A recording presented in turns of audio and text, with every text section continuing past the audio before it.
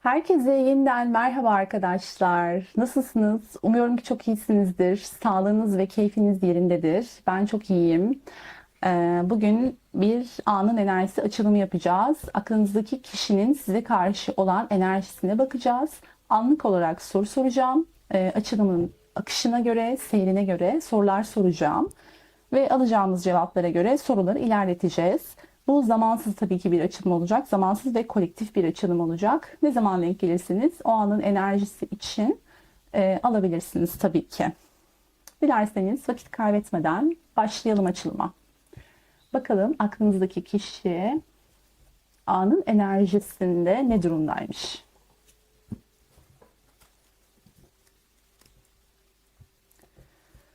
Kolektif adına zamansız bir zaman için niyet ediyorum.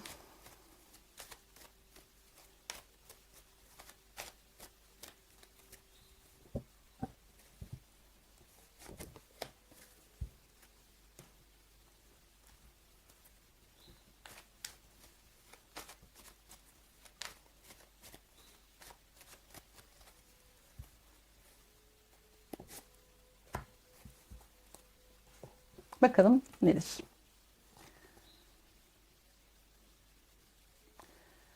Evet. Okuyorum arkadaşlar. Geride kalanlarda gözün kalmasın. İlerlemekten başka yolun yok diyor kart arkadaşlar. Demek ki aklınızdaki kişinin gözünün arkalarda kaldığı bir durum var. Yani geride bıraktıklarında gözü kalmış gibi görünüyor. Tabii ki detaylara bakacağız arkadaşlar. Doğanın ruhunda ise çölün ruhu geldi. Ne diyor? Arzu ettiğine kavuşamamaktan gelen üzüntü, özlem ve hasret, Leyla'ya kavuşmak isterken özüne rastlamak, Mevla'ya varmak, çölün ruhu sana tekamülü öğretiyor. Arkadaşlar kişi tam bir tekamül yolculuğunda anladığım kadarıyla ve burada yalnız kaldığını, tıpkı bir çöl gibi yalnız kaldığını, hasret çektiğini, arzu ettiğine kavuşamadığını, bu arzu ettiği siz misiniz? Buna bakacağız tabii ki. Yani arzu ettiği bir şeye kavuşamamaktan gelen üzüntü, özlem ve hasret var arkadaşlar. Ve tekamül yolculuğu net. Ve geride gözünün arkada kalması durumu var. Peki. Bakalım anlık enerjide kişi bize neler söyleyecek? İlk olarak 3 kartla açılışımızı yapalım.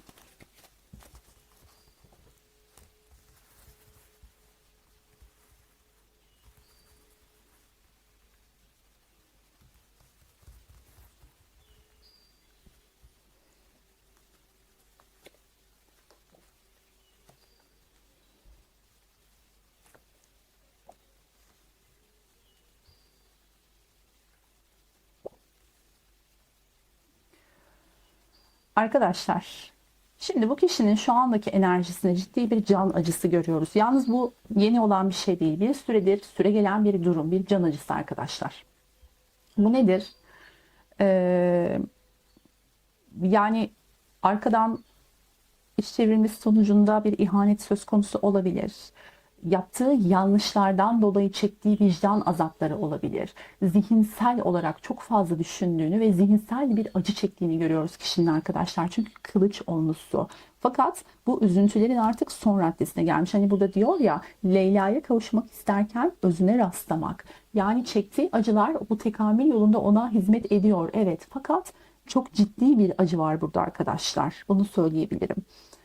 Bakın bu acılar kişiyi zaten para kralı, yani para kralı en üst mertebedeki kraldır tarotta ve kişiyi en üst mertebeye, yani en iyi versiyonuna ulaştırmak için aslında tüm bunlar yaşanmış. Bu geride bıraktıklarına işte vicdan azabı çekmesi, gözünün arkada kalması, hasret, özlem, hepsi onun en iyi versiyonuna ulaşması için olan, hizmet eden durumlarmış. Ve bakın, değnek altılısı kişi bu tekamül yolculuğunun içinden bir zaferle çıkmak üzere. Bunu söyleyebiliriz arkadaşlar, net bir şekilde. Yalnız ciddi bir acı var burada. Peki bu tekamül yolculuğu ve bu özlem, bu hasret, bu geride bıraktığı durum kiminle ilgili? Yani beni dinleyen kişiyle mi ilgili, yoksa bir başkasıyla mı ilgili, buna bakalım. Kader çarkı. tamamen kadersel bir şekilde bir araya getirildiği bir kişiyle ilgili olduğunu söylüyor. Ermiş. Gerçekten çok tekamüle, ruhsal gelişime yönelik çok fazla kart çıkıyor arkadaşlar. Yani bu enerjiyi çok fazla alıyorum ben bu açılımda şu anda. Ermiş ve bir kart daha seçelim. Bakın arkadaşlar, şimdi kadersel olarak bir araya getirildiği ve kendisine, yani aslında sadece bu kişi değil, e, karşısındaki kişi de, bu yolculuğa birlikte çıktığı kişi de aslında bu kişi sizseniz kendinizi buradan tanıyabilirsiniz. O yüzden bu açıklamayı yapıyorum. Karşılıklı birbirini geliştirme durumu var burada. Yani sadece kişi tekamül etmiyor burada. Sadece kişi öğrenmiyor. Sadece o acı çekmiyor. Karşısındaki kişi de acı çekiyor. Ve birbirlerini geliştiriyorlar ve iki kişi de hiçbir şekilde hiçbir şey yapamıyor arkadaşlar. Kılıç sekizlisi geliyor. Yani iki tarafında burada eli kolu bağlı. Çaresiz hissediyor kendini iki tarafta. Ve bu iki tarafında tekamülü, ruh eşi bağlantısını çok güçlü bir şekilde alıyorum burada arkadaşlar. Bunu söylemeliyim. Peki, siz diyorsanız ki evet, bu kişi benim. Onunla birlikte bu acıyı ben de çekiyorum. Birlikte tekamül ediyoruz. Ayrıyız, kavuşamıyoruz. İkimizin de elinden bir şey gelmiyor diyorsanız bu kişi sizsiniz arkadaşlar. Peki, kişinin size karşı olan tutumuna bakalım. Bakın, bu kişi size aslında belki bir takım adımlar atıyor olabilir. Hiç atmıyor da olabilir ama bir takım adımlar da bulunuyor olabilir. Fakat bunlar çok korkak adımlar.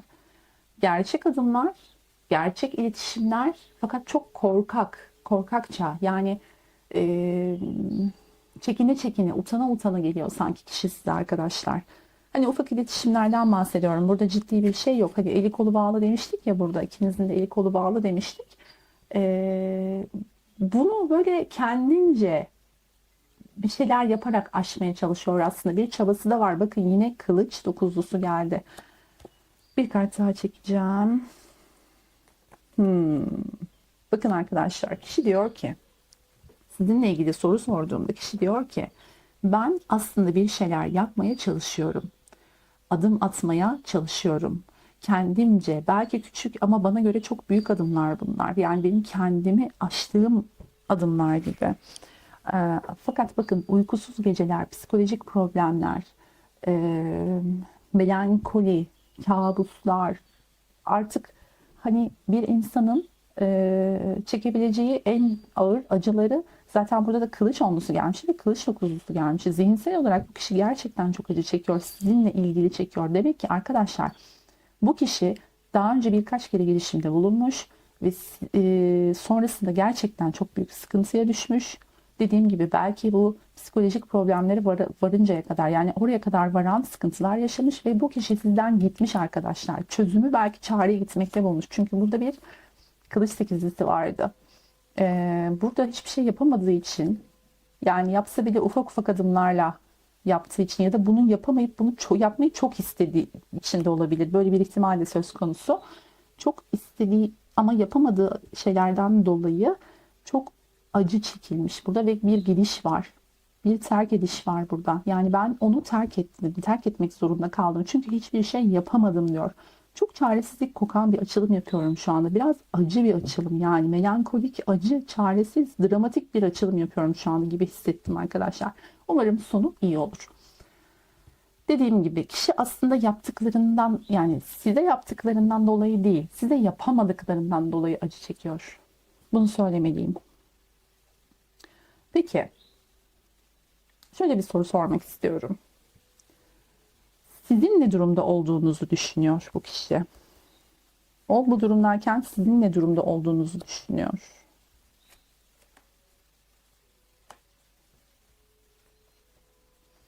Arkadaşlar, burada direkt söyleyeceğim. Hiç lafı dolandırmadan söyleyeceğim. Burada çok güçlü iki ihtimal alıyorum.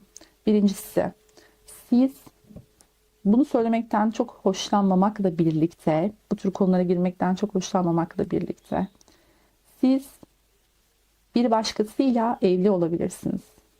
Ya da siz Bir başkasıyla bir resmi bir yola girmek üzere olabilirsiniz. Ve burada temelleri sağlam bir birliktelikten bahsediyoruz. Bana evlilik gibi geldi.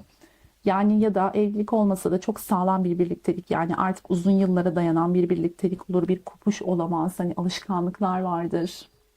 İlişkide bazı sorumluluklar vardır. Ha deyince bırakamazsınız gibi.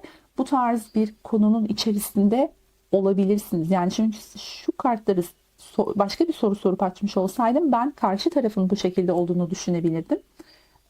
Fakat ağırlıklı olarak sizin ne durumda olduğunuzu sorduğum için, yani soru bu olduğu için arkadaşlar, burada kesinlikle sizin ya böyle bir durumunuz var, yani sizin bir, hani burada da kılıç sekizisi çıkmıştı ya, sizin elinizin kolunuzun ve karşı tarafında elinin kolun bağlı olduğu konulardan bahsetmiştim. Burada sizin içinden çıkamadığınız, çıkmanızın çok zor olduğu, sizi resmi bağlarla bağlayan bir durum var arkadaşlar gibi görünüyor. Bu bir. Ya da böyle bir şeye girmek üzeresiniz. Böyle bir yola. Ya da böyle bir şey olmasa bile, iletişiminiz yoksa eğer, kişi sizin böyle bir durumda olduğunuzu da düşünüyor olabilir. 3 ihtimal saydım. Kendinize uygun olanı lütfen seçip alın arkadaşlar. Bu 3 ihtimalin içerisinde. Burada dediğim gibi yani ikinizin de elini kolunu bağlayan böyle bir durum var gibi görünüyor.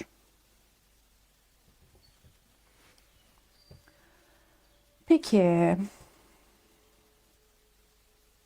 ne soralım? Bunun üzerine nasıl bir soru soralım? Yani bu çaresizlik benim içimi acıttı arkadaşlar ya. Gerçekten çok çaresiz hissediyor kişi kendini. Gerçekten bu kadar çaresiz mi? Yani her şey kişinin düşündüğü gibi mi? Gerçekten, yoksa bir çıkış yolu aslında var mı? Yoksa umudunu hepten mi kaybetmiş bu kişi? Hayır, kaybetmemiş arkadaşlar. Hala bir umut var. Yani aslında kişi çıkış yolu arıyor burada. Ya da siz arıyorsunuz. Sizin enerjinize yansımış olabilir arkadaşlar. Burada bir çıkış yolu arayan, bekleyen, sabırla doğru zamanı bekleyen bir enerji var arkadaşlar. Bakın, bir araya gelmek, buluşmak, konuşmak, güzel zaman geçirmek için, güzel vakit geçirmek için, yani kişi umudunu kesinlikle kaybetmemiş arkadaşlar. Burada bir araya geliş isteği var. Ortak bir yol bulma isteği var. Bu umut hep var, kişinin içinde bekliyor. Bakın burada da para eğritisinde de değnek üçlüsünde de. Yani bu acıyı çekiyor fakat inancı çok yüksek. Sabırla beklediği bir durum var. Peki bu inancın bu kadar yüksek olmasının sebebi nedir? Yani bu umudu diri tutan şey nedir? Bakın bekliyor arkadaşlar. Kılıç dörtlüsü. Ben diyor, bakın şuradan da alalım. Bakın arkadaşlar, çok güzel geldi burası. Diyor ki ben aramızda bir ruh eşi bağlantısı olduğunu düşünüyorum. Bakın zaten bu kart da bize ruh eşliliği durumunu verir. Kupa ikilisi kartı. Ve burada bir de kupa altısı kartımız var. Diyor ki ben aramızdaki, yani bana bu umudu veren şeyin aramızdaki ruhsal bağlantı, güçlü bağlantı olduğunu düşünüyorum. Bu bana umut veriyor. Her ne kadar çaresiz gibi görünsek de bu bana çok umut veriyor diyor. Bizim aramızdaki farklı bir şey, farklı bir hukuk, farklı bir bağlantı. Ve bu umut beni her şey, yani bana her şey yapabilme gücünü veriyor diyor. Büyücü kartı geldi burada da arkadaşlar, bakın. İşte bu umuda tutunuyorum diyor. Bu umut bana her şey yapabilme gücünü veriyor. Sadece doğru zamanı bekliyorum. Kılıç dörtlüsüyle. Doğru zamanı bekliyorum, düşünüyorum. En mantıklı olan, belki de tek atımlık, e, yani tek hakkı var arkadaşlar bu kişinin. Belki de hata yapma şansı yok ya da sizin yok. O yüzden arkadaşlar burada bu kişinin sabırla beklediğini, umuda tutunduğunu ve bu umudun ona inanılmaz bir güç verdiğini burada görüyoruz. Peki, şöyle bir soru soralım derken kart düştü. Tamam, soruyu sorduktan sonra açacağım. Peki ne var aklında? Yani burada düşünüyorsun, bir çözüm bulmaya çalışıyorsun. Evet, peki nedir yani bu, aklından geçenler nelerdir bu konuyla ilgili?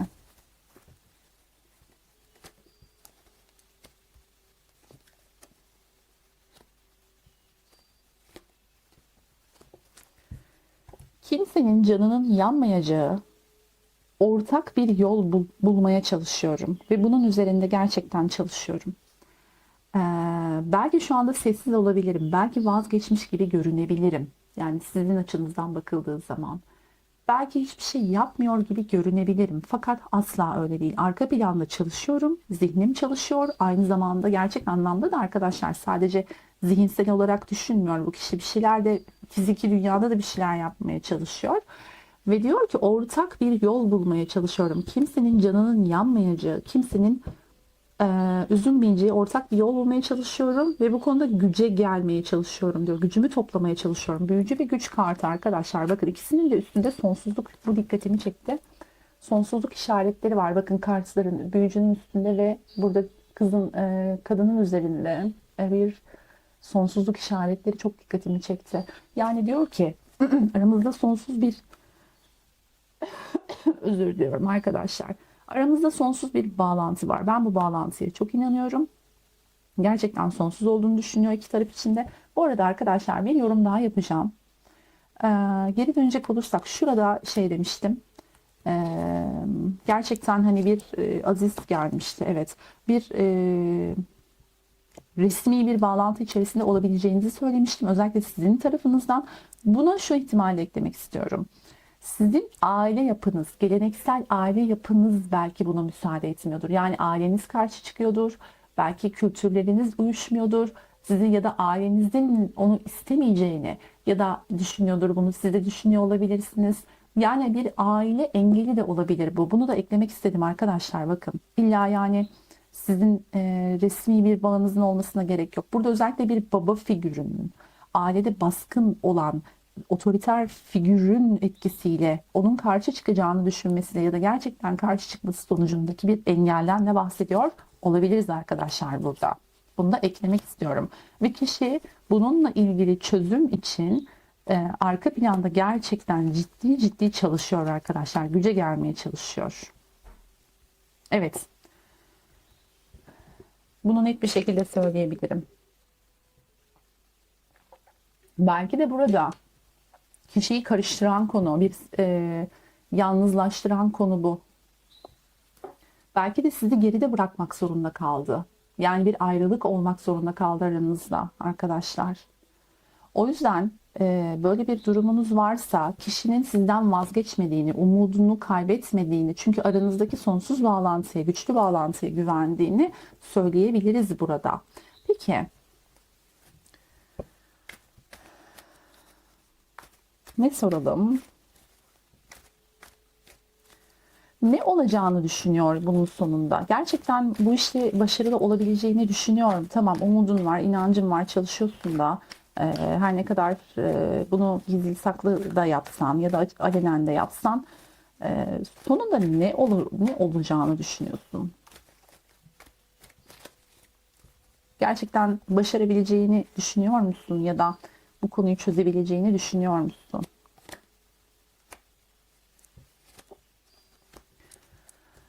Diyor ki kişi arkadaşlar, ben çok yoruldum, çok mücadele ettim, çok yoruldum diyor. Ama sonuna geldim. Bakın kişi doğru zamanı beklediğini söylemiştim zaten. Ben sonuna geldim diyor. Sonuna kadar gelmişken bu mücadeleyi bırakmaya hiç niyetim yok. Son derece kararlıyım diyor burada arkadaşlar. Yani yorgun ama kararlı ve hırslı bir kişi görüyoruz burada. Belki de bu imkansızlıklar da biraz onu alevlemiş olabilir. Yani tabii ki sizi seviyordur. Onu şey demek istemiyorum. Hani bu imkansızlıklardan dolayı daha böyle ilişkiye tutunmak istiyor gibi değil. Fakat bu zorluklar, bu yorgunluklar e, ilişkinin değerini gözünde daha da arttırmış gibi görünüyor. Ve bu konuda mutlaka bir dengeye geleceğimi düşünüyorum. Mutlaka bir orta yolu bulacağımızı düşünüyorum diyor arkadaşlar kişi. Yani ben burada açıkçası böyle sizden kaçan, yani birbirinden kaçan, birbirine trip atan ya da birbirini engelleyen, aramayan, sormayan ilişkilerden ziyade ciddi anlamda tekamül yolunda iki ruh görüyorum. İmkansızlıklarla sınanan iki ruh görüyorum arkadaşlar. Çünkü arzu ettiğini kavuşamamaktan gelen üzüntü. Yani burada gerçekten olgun iki ruhun imkansız bir aşkın içerisindeki durumunu görüyorum. Yani imkansız gibi görünen durumun bir hikayesi gibi bu sanki arkadaşlar. Aile engeli ya da geleneksel bir engel. Saydığım ihtimallerden hepsini alabilirsiniz. Peki. O zaman ben şunu sormak istiyorum. Durum böyleyken olası gelecekte, yakın gelecekte, bakın 3 aylık dönemi alıyorum arkadaşlar. Olası yakın gelecekte neler mümkün? Neler olabilir olası yakın gelecekte bu iki ruhun arasında? Bu karmaşalar çözülüp her şey yoluna girer mi? Nedir? Yani 2 kart gelmiş arkadaşlar. Şöyle yapalım.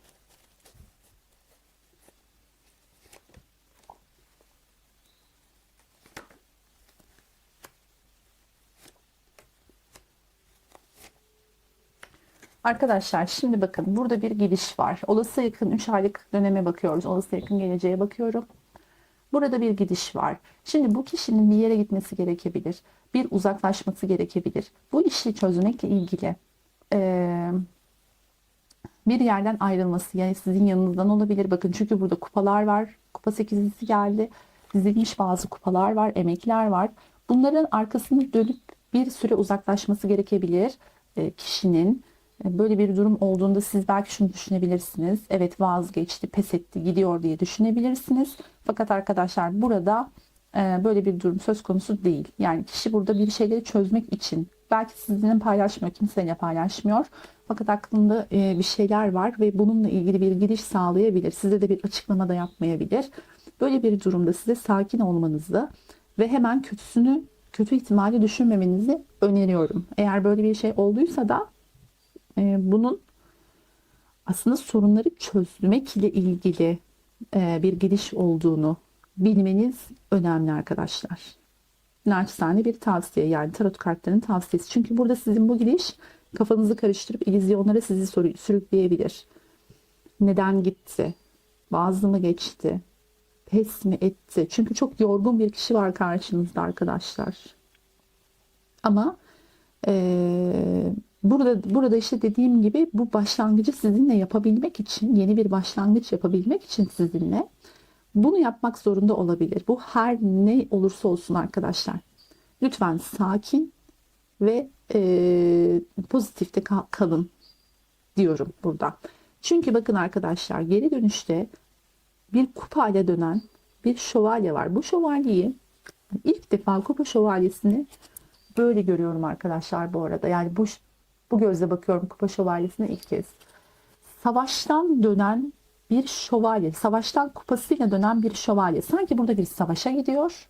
Yani savaş mecazi anlamda tabii ki kullanıyorum. Sanki burada bir savaşa gidiyor kişi ve siz onun belki sizi terk ettiğini düşünüyorsunuz. Fakat arkadaşlar bakın, şövalye kupayla birlikte ve zaferle birlikte geri dönüyor burada. Ve bir ortak yol bulunuyor. Bakın, zamana ihtiyacı olan bir durumun içerisindesiniz gibi görünüyor. Burada bir uzlaşma, çevrenin onayını alma. Bakın bu kartın anlamı. Çevrenin onayını alma. Para üçlüsü. Kendini kanıtlaması gereken ya da halletmesi gereken konu tamamen onay almakla ilgili. Şuraya bir kart daha seçeceğim. Yani burada arkadaşlar lütfen eylemleri doğru okuyun. Yani kişinin eylemlerini doğru okuyun. Sonra çok pişman olacağınız illüzyonlara kapılabilirsiniz. Bu kişi bu kadar mücadele ederken siz de bu kişiye biraz yardımcı olmalısınız diye düşünüyorum. Eğer böyle bir durum size uyuyorsa tabii ki. Dediğim gibi burada para üçlüsü, uzlaşma var, ortak bir yolun bulunması var, etrafın onayının alınması var, kendini kanıtlama var arkadaşlar burada. Tamam. Şuraya bir kart daha seçecektim. Son olarak oraya öyle askıda bırakmak istemiyorum. Oh, değişik bir açılımda, bir ağır bir açılımda arkadaşlar, gerçekten böyle bir ağırlık çöktü üzerime.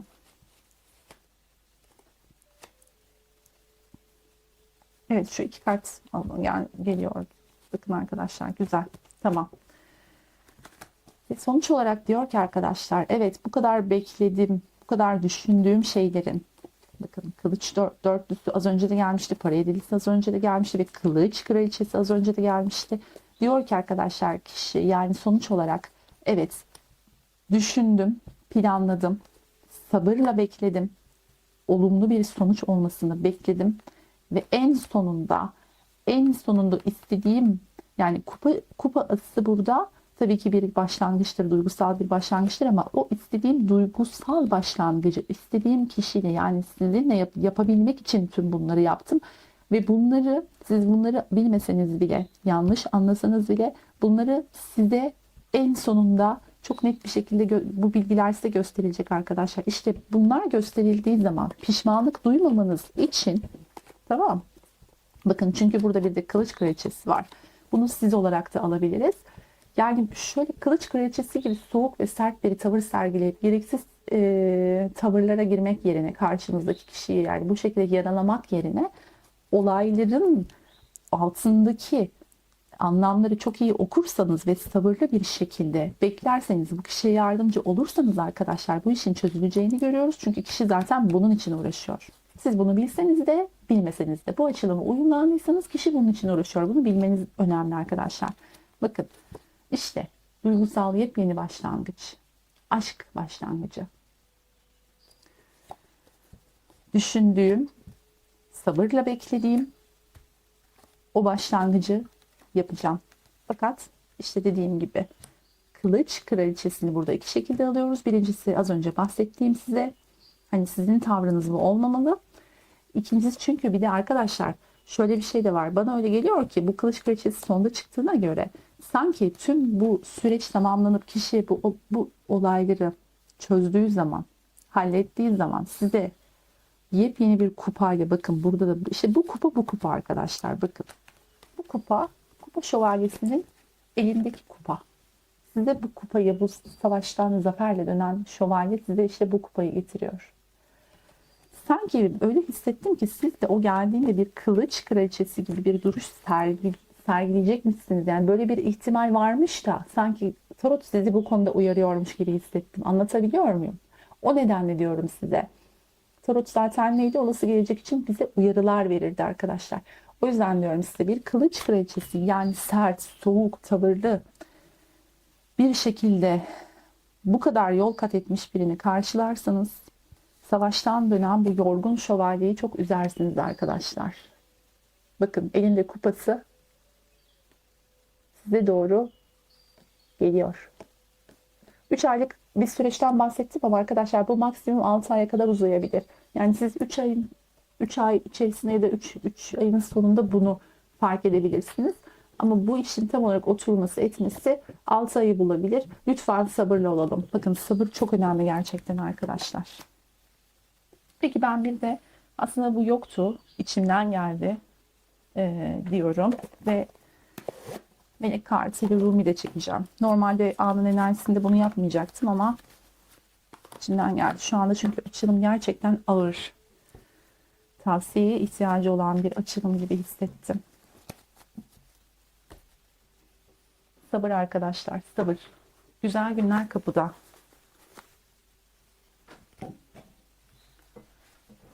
Evet, bakalım. Meleklerden ve Rumi'den nasıl mesajlar alacağız?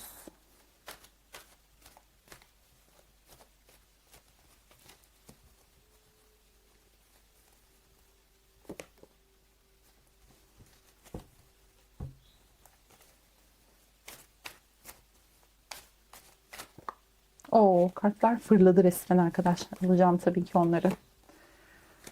Şimdi melekleriniz diyor ki arkadaşlar size, sessiz ol. Meleklerinizin mesajı, sessiz ol. Bazen susmak en iyi cevaptır. Zihnini susturduğunda meleklerin sevgisini duyabilirsin. Arkadaşlar sizin zihniniz sürekli konuşuyor gibi bu konuda. Lütfen zihninizi susturun. Susturun ki zihniniz size bir yanlış yaptırmasın. Burada sessizce, sabırla beklemeniz gerektiğini ve zihninizin, o iç sesinizin sizi sabote etmesine engel olmanız gerektiğini söylüyor. Ve Rumi de diyor ki dinarların beşisi ve kılıç padişahı, yani kılıçların padişahı geldi arkadaşlar.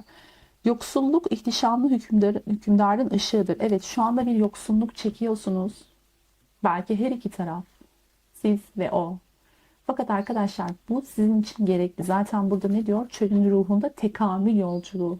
Bu tekamül için gerekli. Sana tekamülü öğretiyor diyor.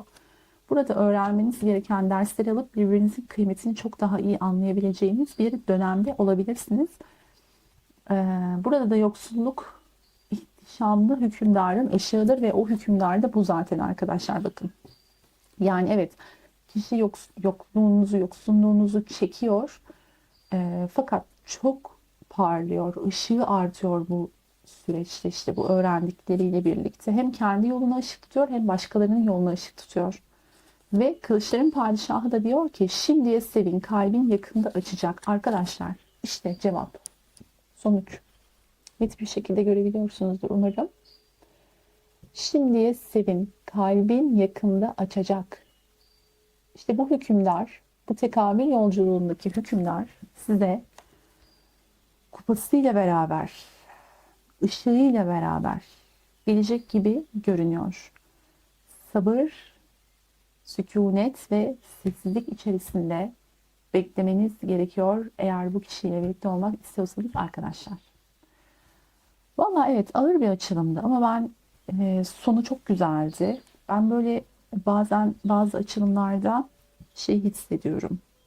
Ruhsal ağırlık demeyeceğim çünkü evet ağır gibi görünüyor bazı enerjiler ama çok da hoşuma gidiyor. Yani böyle ilişkilerin, böyle ruhların olduğunu bilmek de çok güzel bir şey. Tekamül yolculuğundaki ruhların hikayeleri her zaman çok ilgimi çekmiştir. Evet, herkes için, hepimiz için en hayırlısı olmasını niyet ediyorum arkadaşlar. Kendinize çok iyi bakın. Sevgiyle kalın, aşkla kalın, hoşça kalın. Like and subscribe.